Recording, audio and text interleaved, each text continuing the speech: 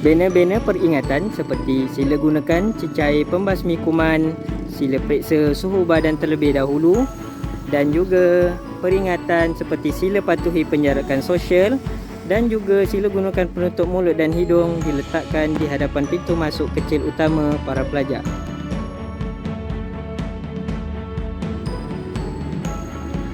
Banner-banner peringatan seperti sila gunakan cecair pembasmi kuman, sila periksa suhu badan terlebih dahulu. Pelajar akan datang ke Sekolah Agama Taman Anggerik melalui pintu kecil yang telah disediakan. Pelajar tersebut akan masuk melalui dan mengikuti anak panah merah ke tempat pengukuran suhu yang telah disediakan pihak sekolah. Pelajar hendaklah menyukat suhu dan kemudian ditulis suhu tersebut oleh guru kelas pada petak kelas masing-masing. Pelajar tersebut akan menuju ke kelas masing-masing mengikut anak panah merah yang telah disediakan di lantai sekolah.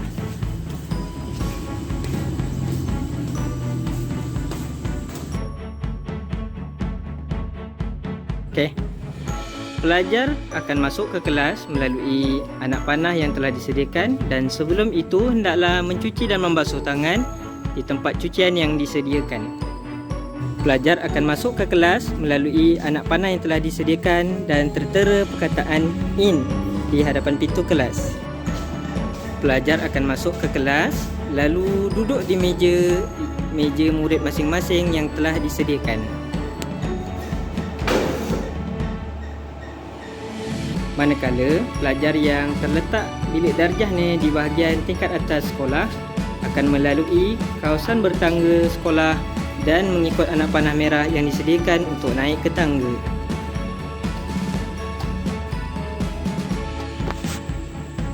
Bagi pelajar yang terletak bilik darjahnya di bahagian atas sekolah, mereka akan menaiki tangga yang telah ditandakan dengan garisan merah, lalu mencuci tangan di bahagian kawasan yang telah disediakan untuk mencuci tangan, lalu masuk ke kelas mengikut anak panah yang disediakan.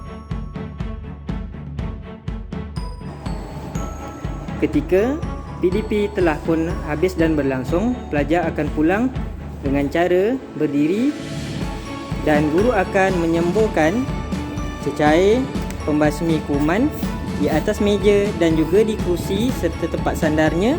Kemudian murid akan meratakan dengan kain lap ataupun kain buruk yang dibawa sendiri ataupun span yang dibawa daripada rumah sehinggalah rata. Kemudian meletakkan kerusi seperti keadaan asal.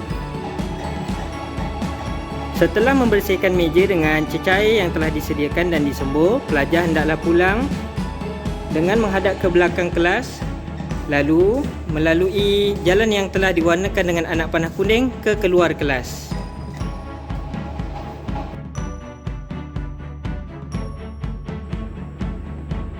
Manakala di surau, pelajar akan masuk dengan jarak 1 meter, lalu mengambil wuduk di tempat wuduk yang disediakan dengan memijak tanda dan beratur menggunakan jarak 1 meter yang disediakan. Tempat wuduk yang telah ditandakan dengan tanda raid adalah dibenarkan untuk mengambil wuduk di tempat dan paip tersebut, manakala yang tidak bertanda dengan tanda raid maka tidak dibenarkan untuk pelajar mengambil wuduk di tempat tersebut.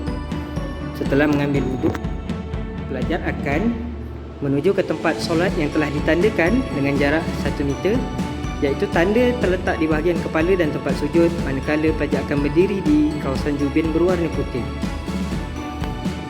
Kawasan surau sekolah telah ditandakan dengan penjarakan yang telah ditetapkan yang boleh memuatkan 35 orang dalam satu-satu masa mengikut ketetapan yang telah ditetapkan. Manakala untuk pergerakan pelajar ke dalam tandas, pelajar akan masuk dan jika ramai perlu beratur di luar dan kemudian masuk ke tandas mengikut tempat-tempat dan juga tanda yang disediakan.